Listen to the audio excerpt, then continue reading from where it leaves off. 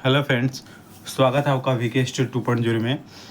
देखिए फ्रेंड्स, हमने गोलीय दर्पण द्वारा जो प्रतिबिंब बन रहा था उसका हमने वीडियो आपको पब्लिश कर दिया हूँ। उसके बाद जब हम न्यूमेरिकल स्टार्ट करेंगे तो न्यूमेरिकल से पहले हम आपको समझा रहे हैं कि न्यूमेरिकल से पहले फोकस दूरी हम कब निगेटिव लेंगे, कब पॉजिटिव लेंगे, प्रतिबिंब की दूरी कब पॉजिटिव लेंगे, कब निगेटिव लेंगे, इसके बारे में हम चर्चा करेंगे। और आज के मतलब वीडियो में पूरा हम गोलीय दर्पण समाप्त कर देंगे। इसके बाद हम परावर्तन के नियम पढ़ाएंगे। नेक्स्ट टॉपिक हमने पढ़ाएंगे, नेक्स्ट चैप्टर पढ़ाएंगे। क्लियर? कमेंट में आप पसंद कैसा लगता है आपको वीडियो, आप कमेंट में मुझे बताया करिए। वीडियो को फुल वॉच करके आप कहीं आपका ग्रुप है जहां आप पढ़ते हो जिसमें हमारे वीडियो को उसमें शेयर कर दिया करिए। ठीक है भैया? आप पढ़ेंगे आपका भी सिलेक्शन होगा, आपके दोस्त पढ़ेंगे उसका भी सिलेक्शन। ये मत समझिए कि मैं शेयर कर दूंगा वो मेरा वीडियो देख लेगा, वो भी ऐसे पढ़ लेगा। भैया, जब आप किसी दूसरे के बारे में सोचेंगे ना तो आपका भी सिलेक्शन होगा यार। अपने बारे में नहीं सोच, तो आप दूसरे के बारे में अगर सोचोगे ना, भगवान सोचेगा यार दूसरे के बारे में ये सोच रहा है, कुछ इसके लिए भी किया जाए। समझ बात आ रही है? हम ज़्यादा देखिए हम बोलते नहीं हैं वीडियो में, क्योंकि वीडियो मेरा जहाँ तक मकसद रहता है कि जल्दी से जल्दी वीडियो को अच्छे से बताया जाए बिना टाइम गवाए हुए। ठीक है? तो गोलीय दर्पण द्वारा परावर्तन के लिए चिन्ह परिपाटी के जो रूल्स हैं, इसको क्या बोलते हैं? साइन। इंग्लिश में लिख देते हैं sign convention for reflection by spherical mirrors. ठीक है? गोलीय दर्पणों द्वारा परावर्तन के लिए चिन्ह परिपाटी। क्लियर होगी बात? अब देखिए इसमें क्या है, पहले हम एक डायग्राम बनाएंगे। बिना डायग्राम का कुछ होगा नहीं, उस डायग्राम के माध्यम से हम समझेंगे। अगर एक बार आप समझ जाएंगे कभी आप गलती नहीं करेंगे। क्या करेंगे? कभी आप गलती नहीं करेंगे। ये हमने बनाया। ठीक है? कौन सा दर्पण हो गया? ये अवतल दर्पण हमने बना दिया। कौन सा दर्पण बना दिया? अवतल दर्पण हमने एक बना दिया, डायग्राम बना दिया। ठीक है? एक हमने लाइनिंग खींच दी, जो हम हमेशा खींचते हैं। इसको क्या बोलते हैं? मुख्य एक्सिस बोलते हैं, है ना? मुख्य अक्ष बोलते हैं। इस वाले पॉइंट को क्या बोलते हैं? ध्रुव बोलते हैं, जिसको पी से डिनोट करते हैं। कैसे डिनोट करते हैं? पी से डिनोट करते हैं। ये हमारा M1 है और ये हमारा M2 है। ठीक है? ये हमारा M1 है, ये हमारा M2 है। हमने बताया था कि इन दोनों को मिलाएंगे तो दर्पण द्वारक होता है। सब बताया है, आप देखिएगा। क्लियर हो रही है बात कि नहीं हो रही है?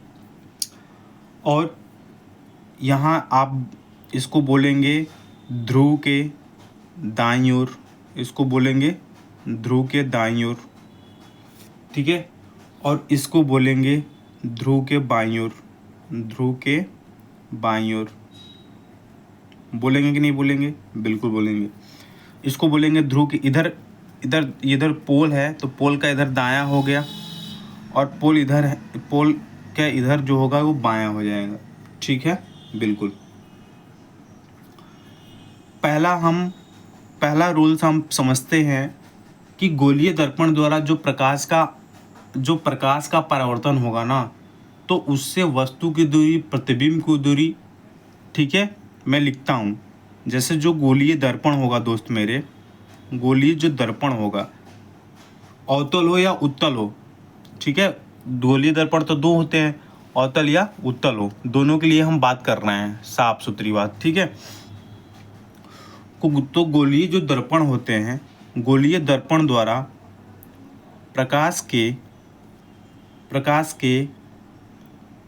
गोलीय दर्पण द्वारा प्रकाश के परावर्तन में दर्पण से, है ना, दर्पण से क्या होते हैं?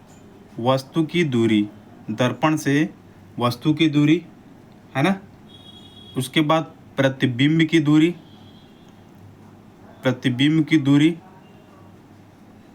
दर्पण की दूरी, दर्पण से वस्तु की दूरी, प्रतिबिंब की दूरी। आप बात को समझिएगा पहले। और फोकस दूरी, और क्या? फोकस दूरी। ठीक है? और क्या? फोकस दूरी। ये आदि को व्यक्त करने के लिए, आदि को व्यक्त करने के लिए, आदि को व्यक्त करने के लिए एक क्या होती है कि एक निश्चित चिन्ह परिपाटी की जरूरत होती है। किसकी जरूरत होती है? चिन्ह परिपाटी की जरूरत होती है। चिन्ह परिपाटी की जरूरत होती है। उसी चिन्ह परिपाटी को हम समझेंगे कि कौन कौन से चिन्ह परिपाटी का नियम है, उसके बारे में हम समझेंगे। ठीक है जी मेरे दोस्त, ठीक है मेरे भाई। चलिए, अगर ध्रुव से वस्तु बाईं ओर रखी है, मान लीजिए वस्तु यहाँ रखी है हमारी, है ना, ए यहाँ बी, ठीक है जी, और यहाँ पे एक बी डैश यानी वस्तु इधर रखी है, ए डैश, ठीक है, बिल्कुल।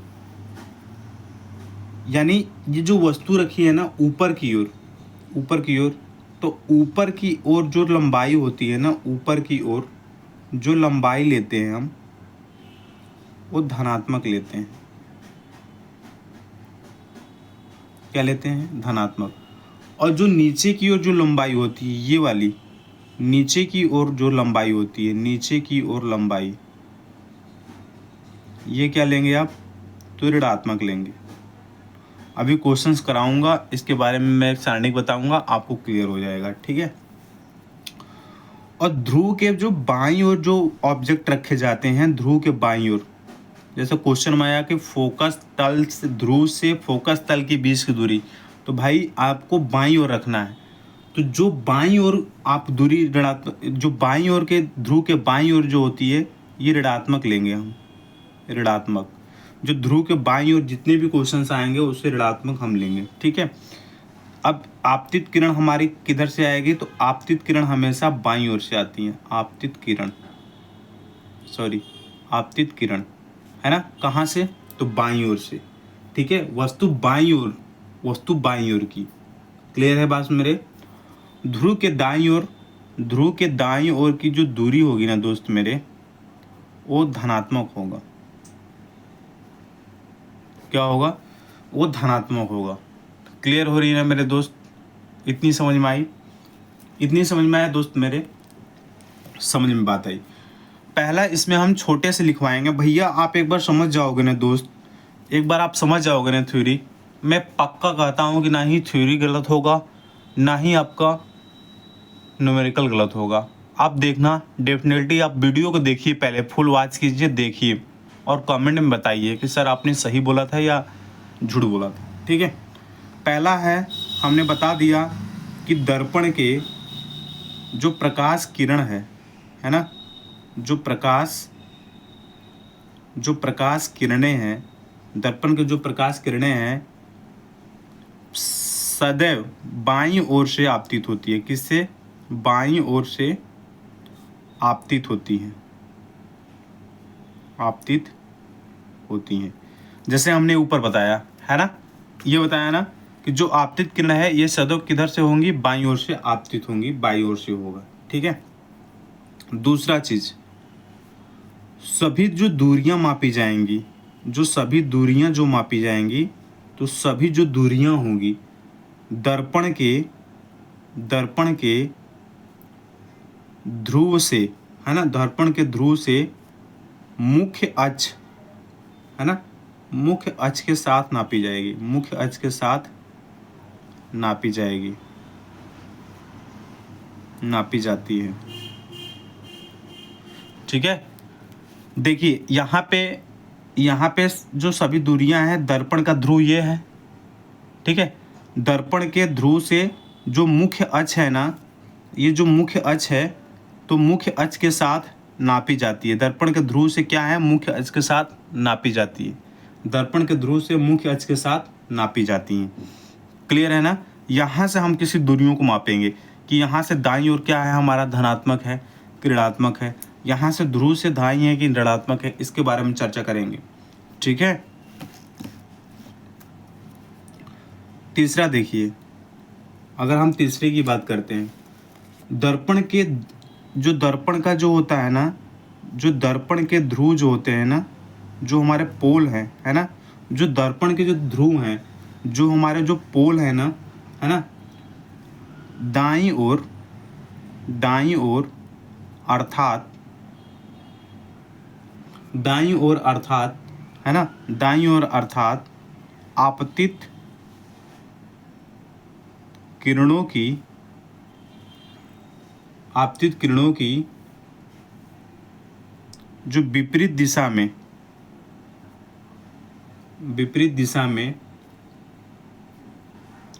जो दूरियां मापी जाती हैं वो पॉजिटिव होती है। हमने बताया था कि दाईं ओर, ये साफ आप थ्योरी ज़्यादा वो ना करिए, दाईं ओर से जो मापी गई दूरियां धनात्मक हमने बोला था।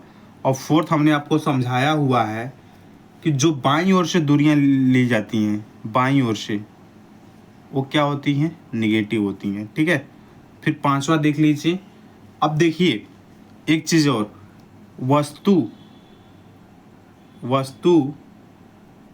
एवं प्रतिबिंब की लंबाइयाँ, वस्तु एवं जो प्रतिबिंब की जो लंबाइयाँ हैं ना दोस्त मेरे, वस्तु एवं प्रतिबिंब की जो लंबाइयाँ हैं, ये जो मुख्य अक्ष के जो ऊपर है ना, मुख्य अक्ष के जो ऊपर हमने बताया था, तो मुख्य अक्ष के जो ऊपर होता है उसे धनात्मक मान लिया जाता है, और जो नीचे की ओर होता है दोस्त मेरे, नीचे की ओर जो दूरियां होती हैं तो उसे ऋणात्मक ली जाती हैं। क्या ली जाती हैं, ऋणात्मक ली जाती हैं। यही हमने क्या किया, ये जो लिखवाया नीचे हमने इस डायग्राम में आपको हमने बता दिया है। क्लियर हो रही बात कि नहीं हो रही है? इस डायग्राम में हमने क्या किया है, आपको बता दिया है, और ये हमने आपको यहाँ लिखा दिया। क्लियर होगी दोस्त मेरे, क्लियर हो गया मेरे दोस्त? बिल्कुल। अब देखिए, अब एक थोड़ा सा हम आप वो करते हैं, ठीक है। अब देखिए एक चीज़ और ध्यान दीजिए इसमें कि अगर हम बात करें किसकी, अगर हम पहला है इसमें लिखिएगा टर्म या पद लिख लीजिए, ये पद लिख लीजिए, ठीक है। यहाँ लिख लीजिए उत्तल दर्पण, ठीक है जी, उत्तल दर्पण। यहाँ लिख लीजिए अपना अवतल दर्पण,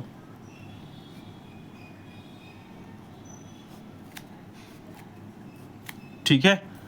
यहाँ पद लिखिए, ठीक है, यहाँ लिखिए उत्तल दर्पण, यहाँ लिखिए अवतल दर्पण। क्लियर हो रही बात? पद में आप लिखिए फोकस दूरी। क्या लिखिए दोस्त मेरे, फोकस दूरी। फोकस दूरी को स्मॉल एफ से क्या करते हैं, डिनोट करते हैं। तो फोकस जो दूरी होती है ना दोस्त मेरे, उत्तल दर्पण के लिए आपकी धनात्मक होगी। कहेंगे कैसे, बताता हूँ। अवतल दर्पण के लिए क्या होगी, ऋणात्मक होगी। अब कहेंगे सर कैसे कैसे आप कह रहे हैं? मैं दोस्त मेरे बंधु, यहाँ से जब हम स्टार्ट करेंगे तो बोले थे कि अगर यहाँ पे कोई हमारी फोकस है तो ध्रुव और फोकस के बीच की जो डिस्टेंस होती है वो फोकस दूरी ही तो होता है। तो फोकस दूरी जो होता है अवतल दर्पण में इधर होता है तो ऋणात्मक हो जाएगा। उत्तल दर्पण में फोकस दूरी आपका यहाँ होता है, यहाँ पे, तो इन दोनों यानी बाईं ओर दूरियाँ हो गया, तो बाईं ओर दूरियाँ क्या हो जाएगी, धनात्मक हो जाएगा। क्लियर दोस्त मेरे? बिल्कुल। वक्रता त्रिज्या की बात करेंगे हम, वक्रता त्रिज्या की बात करेंगे।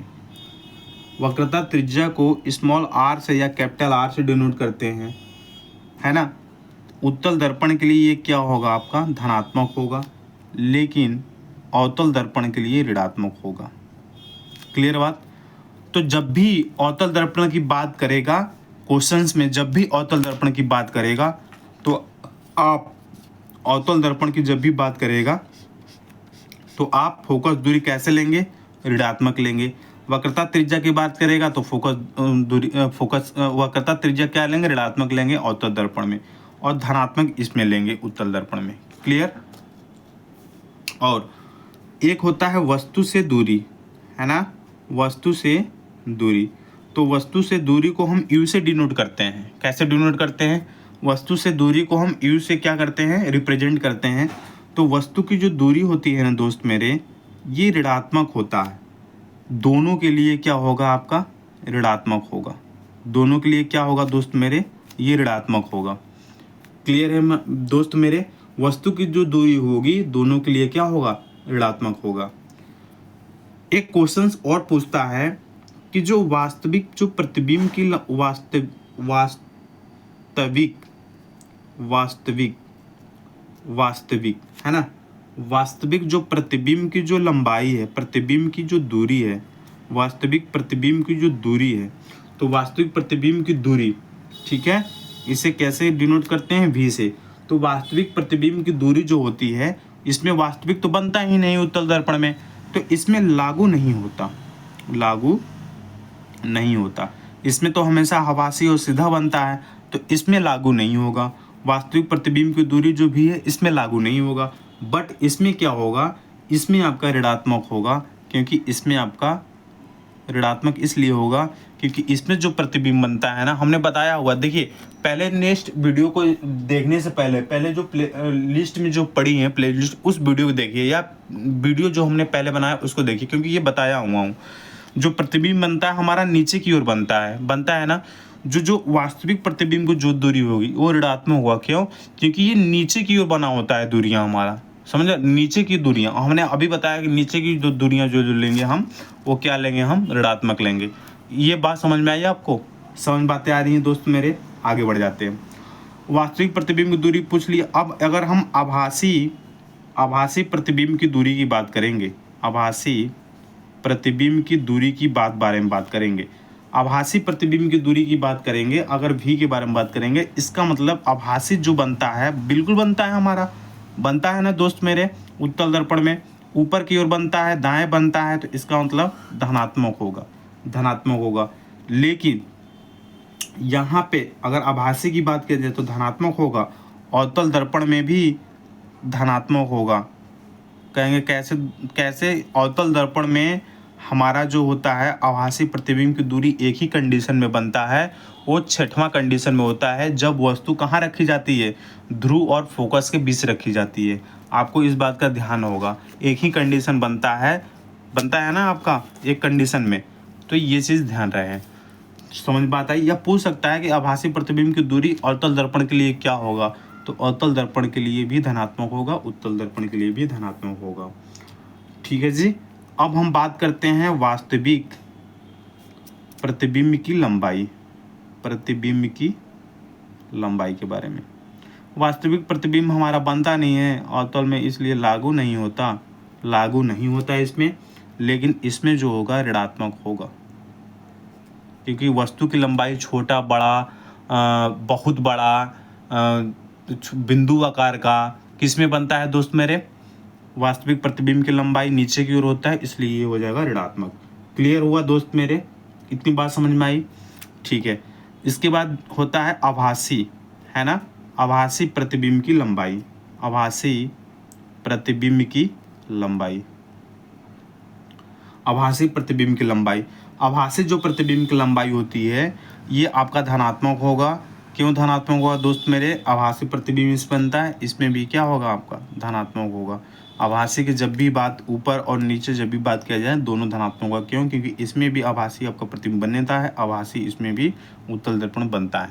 ये आपको याद रखना है, ये आपको याद रखना है, इस बात का ध्यान रहे। क्लियर है ना बात? इस बात का ध्यान रहे, ये पूरा टेबल आपको याद होना चाहिए। अब आपको कोई नहीं रोक सकता है क्वेश्चन को करने से, है ना, क्वेश्चन को करने से आपको कोई नहीं रोक सकता है दोस्त मेरे, इस बात का ध्यान रहे। एक चीज़ और बताएंगे इसमें, आपको एक चीज़ और बताने वाले हैं। कहेंगे क्या सर? बिल्कुल, देखो अब हम बात करते हैं फोकस दूरी और वक्रता त्रिज्या में संबंध क्या होता है। ठीक है दोस्त मेरे, एक क्वेश्चंस इस पे भी आता है कि फोकस दूरी ना दे करके वक्रता त्रिज्या देता है, तो F बराबर होता है R/2 या 1/2 इंटू R। ये फोकस दूरी और वक्रता त्रिज्या में संबंध होता है। आपको ऐसे भी दे देगा 2F बराबर R दे देगा, और एक दे देगा F बराबर R/2 दे देगा, एक दे देगा R बराबर, और भी कुछ ऐसे ऑप्शन बना कर दे देगा, बोलेगा कौन सा रिलेशन सही है कौन सा गलत है।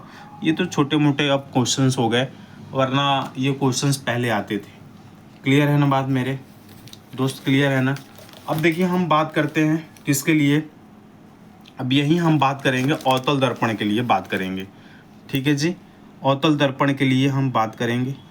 तो अवतल दर्पण के लिए अगर हम बात करेंगे तो अवतल दर्पण का जो हमारा फोकस दूरी का हमारा फॉर्मूला होगा तो वक्रता त्रिज्या बाई 2 होगा, वक्रता त्रिज्या बाई 2 यानी F बराबर हो जाएगा R/2 हो जाएगा। कितना हो जाएगा दोस्त मेरे?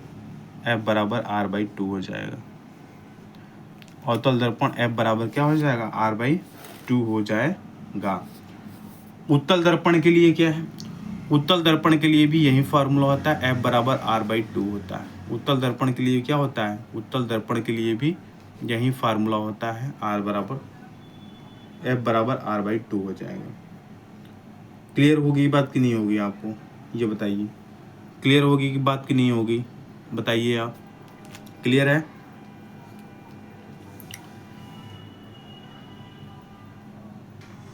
क्लियर है आपको? ठीक है, चलिए अब हम क्वेश्चंस के बारे में बात करेंगे, लेकिन उसके बारे में बात करते समय हम एक इसमें अब फार्मूला देख ही लेते हैं। जब देख ही रहे हैं तो अवतल दर्पण के लिए एक जो हमारा फार्मूला होता है दर्पण के लिए, तो क्या होता है? अवतल दर्पण और उत्तल दर्पण के लिए एक फार्मूला होता है 1/f बराबर 1/u प्लस 1/v। ये अवतल दर्पण के लिए फार्मूला होता है इसके लिए। और उत्तल दर्पण के लिए भी सेम फार्मूला होता है, इसमें कोई प्लस माइनस नहीं होता, अर्थात 1/f बराबर 1/v प्लस 1/u होता है। क्लियर है मेरे दोस्त? क्लियर है? 1/u प्लस 1/v सही से बना लो, v ये हो गया। क्लियर है? तो दोनों के लिए ही क्या होता है आपका? समान होता है। दोनों के लिए क्या होता है दोस्त मेरे? दोनों के लिए क्या होता है हमारा? समान होता है। बिल्कुल बिल्कुल। अब फार्मूला देख लो, इसके बारे में हम आगे चर्चा करेंगे। कब? जब क्वेश्चंस लगाएंगे तब। अब देखिए इसके बारे में फिर हम एक रेखीय आवर्धन होता है, हम रेखीय आवर्धन के बारे में हम जानेंगे कि हमारा रेखीय आवर्धन क्या होता है। ठीक है,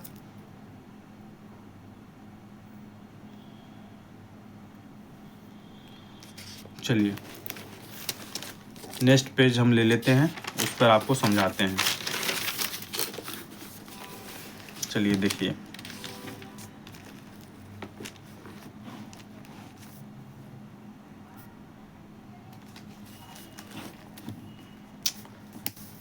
चलिए रेखीय आवर्धन। देखिए रेखीय आवर्धन जिसको हम बोलते हैं लीनियर मैग्निफिकेशन। क्या बोलते हैं? लीनियर मैग्निफिकेशन बोलते हैं। क्या बोलते हैं दोस्त मेरे? लीनियर मैग्निफिकेशन बोलते हैं इंग्लिश में। ठीक है, ये क्या होता है थोड़ी सी लिखिएगा कि जो गोलीय दर्पण जो होता है ना, गोलीय दर्पण, तो गोलीय दर्पण का जो मुख्य अक्ष होता है ना दोस्त मेरे, मुख्य अक्ष हमने बताया था, मुख्य अक्ष के जो लंबवत, मुख्य अक्ष के जो लंबवत है ना, जो मापी गई दूरियां होती हैं, नापी गई दूरियां, नापी गई प्रतिबिंब की लंबाई, प्रतिबिंब की लंबाई, प्रतिबिंब की लंबाई तथा वस्तु की लंबाई, वस्तु की लंबाई के अनुपात को रेखीय आवर्धन कहते हैं। रेखीय आवर्धन कहते हैं। क्या कहते हैं दोस्त मेरे? रेखीय आवर्धन कहते हैं। क्लियर हो रही है बात कि नहीं हो रही है? बिल्कुल हो रही है। क्लियर हो रही बात कि नहीं हो रही है? बिल्कुल हो रही है। ठीक है, तो ये पूछता है कि रेखीय आवर्धन का भी फार्मूला दे देगा, तो आप कहेंगे कि रेखीय आवर्धन बराबर, इसको स्मॉल m से डिनोट करते हैं, तो रेखीय आवर्धन बराबर होता है प्रतिबिंब की लंबाई, प्रतिबिंब की लंबाई, प्रतिबिंब की लंबाई बटे वस्तु की लंबाई, प्रतिबिंब की लंबाई बटे वस्तु की लंबाई, प्रतिबिंब की लंबाई यानी v, वस्तु की लंबाई यानी u। ठीक है, तो ये होगा आपका रेखीय आवर्धन। क्लियर? ये क्या होगा?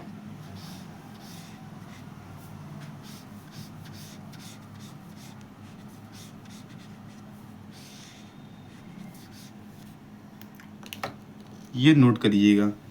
ठीक है, इसमें हमने बता ही दिया, अगर ऊपर की ओर जो लंबाई होगा तो ऊपर के लिए प्लस ले लीजिएगा, नीचे की ओर अगर धनात्मक प्रतिबिंब बनेगा तो माइनस ले लीजिएगा, है ना। सीधे प्रतिबिंबों के लिए जो आवर्धन होगा, अगर सीधे प्रतिबिंब बन रहे हैं, सीधे प्रतिबिंब अगर बन रहे हैं तो आवर्धन धनात्मक होगा। क्या होगा? आवर्धन पॉजिटिव होगा। अगर उल्टे प्रतिबिंब बन रहे हैं, उल्टे प्रतिबिंब बन रहे हैं तो रेखीय आवर्धन क्या होगा? तो रेखीय आवर्धन क्या होगा? निगेटिव होगा। रेखीय आवर्धन क्या होगा? निगेटिव होगा।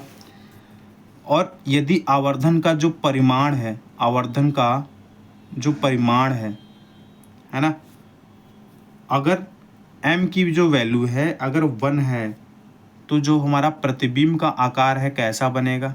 जो हमारा प्रतिबिंब का आकार है वो कैसा बनेगा? तो 1 है तो वस्तु के आकार के बराबर बनेगा, वस्तु के आकार के बराबर बनेगा। यदि 1 से ज़्यादा है ना, तो वस्तु का आकार बड़ा बनेगा। क्या बनेगा? बड़ा बन जाएगा। यदि कम है 1 से तो क्या होगा? वस्तु का आकार छोटा बनेगा। क्या बनेगा दोस्त? छोटा बनेगा। इस बात को भी आप ध्यान में रखिएगा, इस बात को भी ध्यान में रखिएगा। ठीक है, इस बात का भी ध्यान रखिएगा। उत्तल दर्पण के लिए अगर बात करें तो उत्तल दर्पण के लिए भी आवर्धन का फार्मूला यही होता है। अगर हम बात करें, देखो, अगर हम वस्तु नीचे ऊपर रखी है, अगर सपोज दैट, अगर उसके अकॉर्डिंग तो आवर्धन m बराबर एच डैश अपान एच यानी -v/u होता है। -v/u यानी प्रतिबिंब आपका कहाँ बन रहा है दोस्त मेरे? यानी जो प्रतिबिंब बन रहा है वो प्रतिबिंब उल्टा बन रहा है, नीचे की ओर बन रहा है। अर्थात ये क्या, किसके लिए है दोस्त मेरे? ये अवतल दर्पण के लिए है। किसके लिए है? अवतल दर्पण के लिए। क्लियर है बात मेरे की नहीं? उत्तल दर्पण के लिए जो आवर्धन होता है, नोट करके लिखिएगा।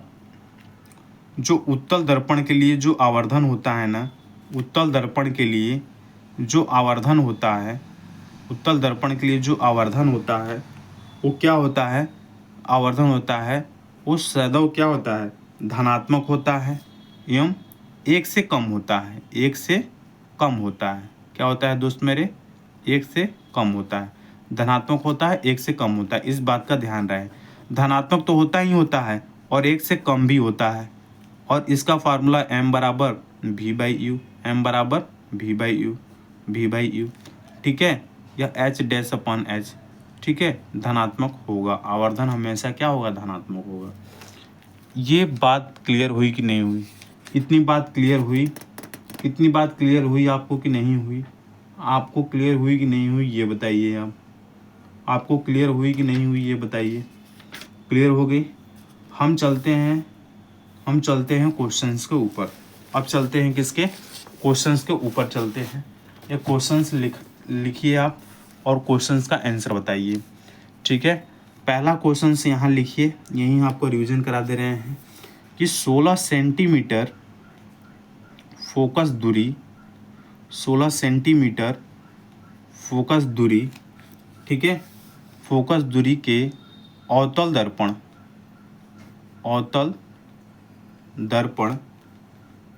के सामने, अवतल दर्पण के सामने एक वस्तु की, है ना, अवतल दर्पण के सामने एक वस्तु अवतल दर्पण के सामने 40 सेंटीमीटर दूरी पर स्थित, 40 सेंटीमीटर दूरी पर स्थित, है ना, है जिसका जिसका प्रतिबिंब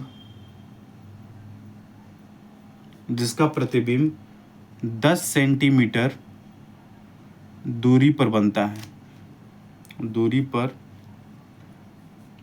है, जिसका प्रतिबिंब 10 सेंटीमीटर दूरी पर बनता है ना। सॉरी दोस्त मेरे, ये दूसरे क्वेश्चंस का हम लिख लिए, है ना। इस क्वेश्चन को थोड़ा कट करिएगा, सॉरी फॉर दिस यार दोस्त मेरे, सॉरी बहुत, हाथ जोड़ कर रिक्वेस्ट है, सॉरी भाई। पहला क्वेश्चन लिखिए, 16 सेंटीमीटर फोकस दूरी के अवतल दर्पण के सामने एक वस्तु 8 सेंटीमीटर दूरी पर रखी है। तो प्रतिबिंब की स्थिति ज्ञात कीजिए। प्रतिबिंब की स्थिति की गणना कीजिए। देखिए, ये बोला है कि प्रतिबिंब की स्थिति की गणना कीजिए। कैसे करोगे दोस्त, आप कैसे करोगे ये बताइए, कैसे करेंगे। पहले हमने बोला कि अवतल दर्पण का ये देखिए कि फोकस दूरी दिया है। फोकस दूरी क्या बनता है, बाईं ओर, यानी फोकस दूरी जो होता है ऋणात्मक होगा, यानी -16 सेंटीमीटर। यस या नो, यस या नो। अवतल दर्पण के लिए एक वस्तु 8 सेंटीमीटर दूरी पर रखी है, तो दूरी भी हम किधर रखेंगे, बाईं ओर रखते हैं डिस्टेंस पे, यानी दूरी भी जो लेंगे हम वो ऋणात्मक लेंगे। दूरी u 8 सेंटीमीटर। क्लियर है दोस्त मेरे, क्लियर है। ये समझ में आई कि नहीं आई, आप बताओ। ये समझ में आई कि नहीं आई, समझ में बात आई, बिल्कुल। अब हम बात करेंगे फार्मूले की। तो 1/f बराबर 1/v प्लस 1/u फार्मूला है। तो 1/-16 बराबर 1/v प्लस 1/-8, इसको इधर ला दो। तो -1/16 प्लस 1/8 बराबर 1/v। एलसीएम लेंगे तो 16 आ जाएगा। -1 प्लस 2, यस या नो, बराबर 1/v आ जाएगा, 1/v आ जाएगा। अब 1/v बराबर कितना आ जाएगा, ये 1/16 आ जाएगा। तो यहाँ से अगर हम v की वैल्यू निकालें तो v बराबर कितना आ गया दोस्त मेरे, तो v बराबर आ गया 16 सेंटीमीटर। कितना आ गया, 16 सेंटीमीटर। और वो भी आया किस में, पॉजिटिव में आया। पॉजिटिव में आने का मतलब है कि वस्तु का जो प्रतिबिंब बनेगा, वस्तु का जो प्रतिबिंब होगा क्या बनेगा, आभासी बनेगा। क्यों, एक कंडीशन में आभासी बनता था, इसलिए आभासी बनेगा क्योंकि यहाँ पॉजिटिव वैल्यू आई। ठीक है, वास्तविक और काल्पनिक, और वास्तविक कब बनता है, जब नेगेटिविटी वैल्यू आती है हमारी नीचे की तरफ। तो यहाँ पे हो जाएगा v बराबर 16 centimetre is the right answer. आपको बात इतनी समझ में आई कि नहीं आई, ये बात समझ में आई। एक क्वेश्चंस और करेंगे, चलिए दूसरा क्वेश्चन देखिए। दूसरा क्वेश्चन कह रहा है कि यदि कोई वस्तु उत्तल दर्पण, देखिए उत्तल दर्पण क्वेश्चन है, उत्तल दर्पण के सम्मुख 40 सेंटीमीटर दूरी पर स्थित है ना, 40 सेंटीमीटर दूरी पर स्थित, ठीक है, दूरी पर स्थित है, जिसका प्रतिबिंब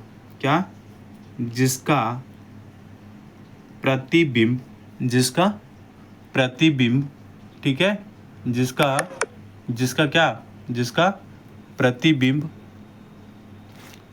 जिसका प्रतिबिंब 10 सेंटीमीटर दूरी पर बनता है, 10 सेंटीमीटर दूरी पर बनता है। तो उत्तल दर्पण की फोकस दूरी क्या है? फोकस दूरी क्या है? तो उत्तल दर्पण की फोकस दूरी क्या है? यदि कोई वस्तु दर्पण के सम्मुख 40 सेंटीमीटर दूरी पर स्थित है, कितनी सेंटीमीटर दूरी पर स्थित है दोस्तों? 40 सेंटीमीटर। उत्तल दर्पण के लिए यू की वैल्यू क्या लेते हैं? उत्तल दर्पण के लिए यू की वैल्यू हमेशा क्या लेते हैं? निगेटिव लेते हैं, यानी -40 सेंटीमीटर। ठीक है, जिसका प्रतिबिंब 10 सेंटीमीटर दूरी पर बनता है। एक बात बताओ आप कि जो प्रतिबिंब की जो दूरी है, उत्तल दर्पण प्रतिबिंब कहाँ बनता है? दर्पण के दाईं ओर। तो जब दर्पण के दाईं ओर मिलता है, यानी v की वैल्यू क्या लेंगे? +10 सेंटीमीटर। क्या लेंगे? +10 सेंटीमीटर दूरी बनता है। और फोकस दूरी ज्ञात कीजिए। तो फोकस दूरी यानी f की वैल्यू हमको ज्ञात करनी है। क्लियर है दोस्त मेरे? क्लियर है? उत्तल दर्पण के लिए दर्पण से वस्तु की दूरी u को ऋणात्मक लिया जाता है तथा दर्पण से प्रतिबिंब की जो दूरी है उसको क्या लेते हैं? धनात्मक लिया जाता है। हमने आपको बताया। अब ये फार्मूला 1/f बराबर 1/v plus 1/u plus 1/u से लगाएंगे। 1/f का मतलब कितना हो गया निकालना है हमको। 1/v का मतलब कितना दिया है? 1/10 दिया है, माइनस 1/40। इसका हम एलसीएम लेंगे, कितना आ जाएगा? तो एलसीएम लेंगे तो 40 ही आएगा। कितना आ जाएगा? 40। ये 4 माइनस 1 अर्थात 3/40। कितना आ जाएगा दोस्त मेरे? 3/40। 1/f। तो f की वैल्यू कितनी हो जाएगी? तो f की वैल्यू होगी दोस्त मेरे 40/3 हो जाएगा। कितना हो जाएगा? 40/3 हो जाएगा। कितना होगा दोस्त मेरे? 40/3 हो जाएगा। जब भाग देंगे तो 3 एकम 3 हो जाएगा। ठीक है, 3 एकम 3। देखिए f बराबर 40/30 हो जाएगा। 3 हो जाएगा। 3 एकम 3, फिर 3 3 9, फिर 3 एकम 3 3 3 3 9, 3 3 9 3 3 9। ठीक है, तो 13.33 ये सेंटीमीटर में आ जाएगा। तो फोकस दूरी कितनी हो जाएगी? इतनी हो जाएगी दर्पण की फोकस दूरी। क्लियर है बात कि नहीं है? सिंपल सा क्वेश्चन था, ज़्यादा टफ क्वेश्चन नहीं था। ये क्वेश्चन और देखेंगे आवर्धन क्षमता के लिए कि आवर्धन क्षमता कैसे पूछा जाता है। क्लियर है दोस्त मेरे? तो हम आवर्धन क्षमता के बारे में देख लेते हैं, है ना? किसके बारे में देख लेते हैं? एक आवर्धन क्षमता के बारे में हम देख लेते हैं। ठीक है, उसके बाद ये चैप्टर हमारा फिनिश हो जाएगा। फिर नेक्स्ट हम चैप्टर को स्टार्ट करेंगे। ठीक है दोस्त मेरे, चलिए एक क्वेश्चंस और देखिए। क्वेश्चंस कौन सा है इसके बारे में आप देखिए, कौन सा क्वेश्चंस है। देखिए एक क्वेश्चंस और है, उसके बारे में हम चर्चा करेंगे। ठीक है, क्वेश्चंस अगर आपको लिखना है तो लिख लीजिए। ठीक है जी, अगर आपको लिखना है तो लिख लीजिए। देखिए क्वेश्चंस नंबर 3 लास्ट क्वेश्चंस है। ठीक है, उसके बारे में फिर बाद में बात करेंगे। जैसे कोई, क्या हो गया? कोई, है ना, नीचे कर लेते हैं, यहाँ देखो आप, है ना, कोई 6.0 सेंटीमीटर, 6.0 सेंटीमीटर, क्लियर है? 6.0 सेंटीमीटर। एक मिनट थोड़ा सेट कर लें।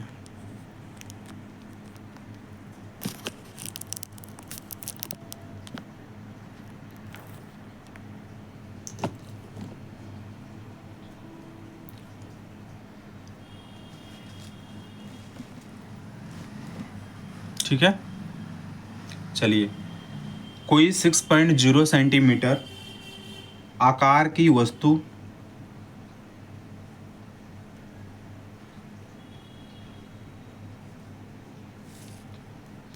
किसी 20 सेंटीमीटर फोकस दूरी को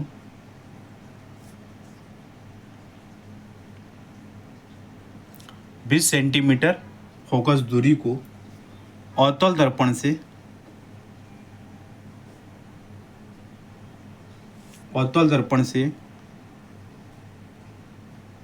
30 सेंटीमीटर दूरी पर स्थित है या दूरी पर रखी है। क्लियर? दर्पण से कितनी दूरी पर दर्पण से कितनी दूरी पर किसी पर्दे को रखा जाए कि स्पष्ट प्रतिबिंब बन सके, कि स्पष्ट प्रतिबिंब प्राप्त हो सके और प्रतिबिंब की प्रकृति बताना है। प्रकृति तथा आकार ज्ञात कीजिए। प्रकृति तथा आकार ज्ञात कीजिए। ऐसे क्वेश्चंस पूछता भी है। क्लियर है ना? प्रतिबिंब या तो सरल पूछ देगा या तो एकदम पूरा ऐसे पूछ देगा प्रतिबिंब की आकृति क्या है। तो आपको इसमें निकालना पड़ेगा। क्या निकालना पड़ेगा दोस्त मेरे? देखिए, पहले जो लिखा हुआ है उसके बारे में हम चर्चा कर लेंगे। ठीक है? पहला जो है, कोई 6 सेंटीमीटर आकार की वस्तु किसी 20 सेंटीमीटर फोकस दूरी के अवतल दर्पण से 30 सेंटीमीटर की दूरी पर स्थित है। पहले बात को समझिएगा। हम किसके बारे में बात कर रहे हैं? तो अवतल दर्पण के लिए बात कर रहे हैं दोस्त मेरे। कोई 6 सेंटीमीटर आकार की वस्तु कोई क्या है, रखी हुई है। क्या रखी हुई है दोस्त मेरे? 6 सेंटीमीटर की वस्तु की आकार। तो यानी एच की वैल्यू दिया है। एच की वैल्यू कितना दिया है? ये पॉजिटिव होता है 6.0 सेंटीमीटर। वस्तु का आकार जैसे प्रतिबिंब की, भाई वस्तु का आकार जैसे प्रतिबिंब की लंबाई बटे वस्तु की लंबाई है ना, आवर्धन क्षमता होता है ना दोस्त मेरे, होता है ना? बिल्कुल। अब देखिए, 20 सेंटीमीटर फोकस दूरी अवतल दर्पण है तो F बराबर -20 सेंटीमीटर, और 30 सेंटीमीटर दूरी पर स्थित है तो U बराबर -30 सेंटीमीटर। इतनी बात समझ में आएगी? नहीं आई आपको? समझ बात आई? अब ये फार्मूला हम यूज करेंगे 1/F बराबर 1/V प्लस 1/U से 1/U से। तो 1/F यानी -20 1/V हमको निकालना है। 1/V हमको निकालना है -1/30। ठीक है? -1/20 प्लस 1/30 बराबर 1/V। ठीक है? इसका एलसीएम ले लीजिए, 60 आएगा। तो 20 3 60, 3 प्लस 30 दूना 60, 2 बराबर 1/V। यानी V बराबर लेंगे तो आ जाएगा -60 सेंटीमीटर। कितना आ जाएगा दोस्त मेरे? V बराबर आ जाएगा -60 सेंटीमीटर। यानी ये 60 सेंटीमीटर यानी प्रतिबिंब की आपकी होती है अवतल दर्पण हो जाएगा। कौन सा हो जाएगा? अवतल दर्पण। क्यों? क्योंकि प्रतिबिंब हमेशा जो होता है इसका कहाँ बनता है? नीचे की ओर। नीचे की ओर जो दूरियां होती है वो क्या होती है? ऋणात्मक होती हैं। क्या होती हैं? नीचे की ओर जो दूरियां होती हैं वो हमारा ऋणात्मक होती हैं। बाएं की ओर ऋणात्मक होती हैं, ऊपर की ओर धनात्मक, दाएं की ओर धनात्मक।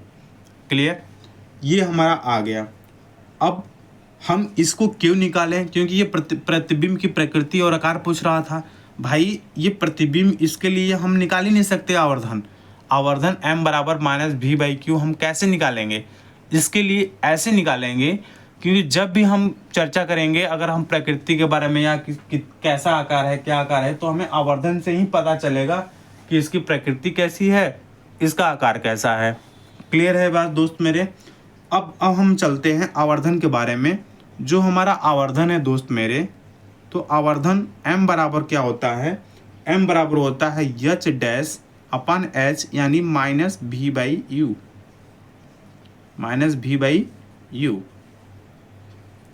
क्लियर है दोस्त मेरे? अब ये क्या है? प्रतिबिंब की स्थिति यानी प्रतिबिंब की दूरी यानी प्रतिबिंब की स्थिति बताएगा। तो H' बराबर -V/U। तो H' बराबर हो जाएगा, क्या हो जाएगा? H' बराबर -V × H upon you, upon you. अब आप कर लो -60 मल्टीपल एच, एच की वैल्यू 6 सेंटीमीटर अपॉन यू की वैल्यू -30, यू की वैल्यू -30। क्लियर है आपको? क्लियर है? यू की वैल्यू क्या हो जाएगी आपकी? -30 हो जाएगा, -30 हो जाएगा। अब हम इसको कटपिट करिए। तो कटपिट जब आप करेंगे तो कटपिट करने के बाद जो हमारा जो स्थिति बनेगा, जैसे हमने बोला कि h बराबर v बाई यू, एक मिनट रुक जाओ, यहाँ पे -v into H by V हो गया। इसको जब कैंसिल करेंगे तो 30 दूना 60 होगा, यानी 12 आ जाएगा। ये माइनस माइनस करने से 12 सेंटीमीटर एच डैश की वैल्यू, ठीक है। एच डैश की वैल्यू -12 सेंटीमीटर आ जाएगा एच डैश की वैल्यू, ठीक है। ये कब? ये जब हम -v बाई यू लिए तब, इसके लिए। लेकिन अगर v बाई यू लेंगे, अगर v बाई यू लेंगे तो v बाई यू कंडीशन में -12 सेंटीमीटर आएगा, ठीक है। तो ये -v बाई यू नहीं लेना, ये v बाई यू लेना है हमको। सिर्फ क्या लेना है हमको?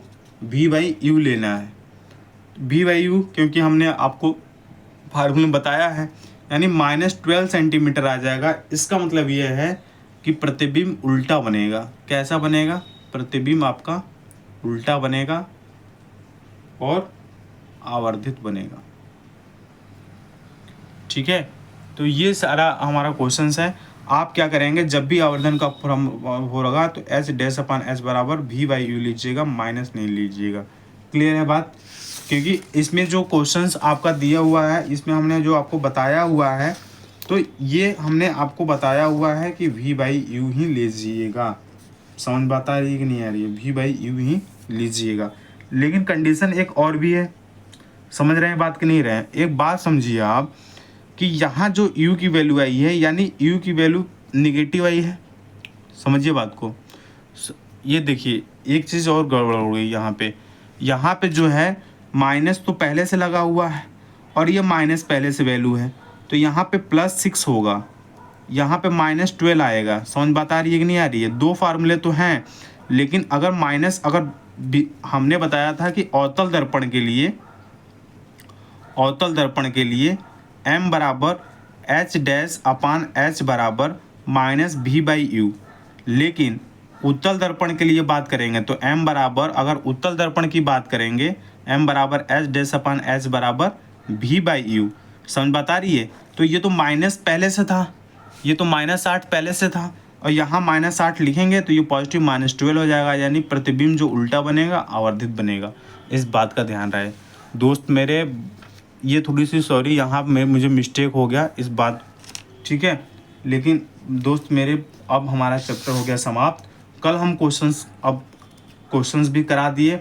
अब हम पढ़ाएंगे समतल पृष्ठों पर प्रकाश का परावर्तन क्या होता है। लेकिन दोस्त इसको पढ़ाने से पहले एक चीज़ और देखिए आप, इसमें एक चीज़ और छूट गया है। आपसे पूछता है कि प्रतिबिंबों की संख्या बता दीजिए, तो एक चीज़ और जानिए इसमें, ठीक है। एक चीज़ और जानिए, एक भी आपकी टॉपिक छोड़ेंगे नहीं हम। अगर हम प्रतिबिंबों की संख्या की बात करें, अगर प्रतिबिंबों की संख्या कैसे निकालते हैं, तो प्रतिबिंबों की संख्या निकालते हैं 360 डिग्री अपॉन थीटा से। ये फार्मूला हो गया, ये क्या हो गया? फार्मूला हो गया। यदि इसको सॉल्व करने के बाद संख्या आपकी क्या आती है? ऑड आता है, यानी विषम आता है सॉल्व करने के बाद, तो आंसर जो होगा वही होगा, वही होगा।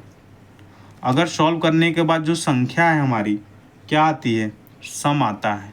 क्या आता है? सम आता है। तो हम आंसर में क्या कर देंगे? -1 कर देंगे। क्या कर देंगे? -1 कर देंगे। जैसे अगर थीटा की वैल्यू 120 डिग्री आ गई, बोल रहा है प्रतिबिंबों, और थीटा की वैल्यू 90 डिग्री आ गई, ठीक है। तो इसमें रखेंगे n बराबर 360 बाई 120 और n बराबर 360 बाई 90। इसको सॉल्व करेंगे तो 4 आ जा रहा है। इसको सॉल्व करेंगे तो 3 आ जा रहा है। तो ये तो 3 ही रहेगा क्योंकि विषम संख्या है, लेकिन यहाँ सम संख्या है, इसमें से एक घटा देंगे तो इसकी भी प्रतिबिंबों की संख्या क्या आ जाएगी, 3 आ जाएगा। ठीक है जी दोस्त मेरे, बात समझ में आ रही है कि नहीं आ रही है आपको? समझ दोस्त आ रही है मेरे? बिल्कुल। यदि दो मिरर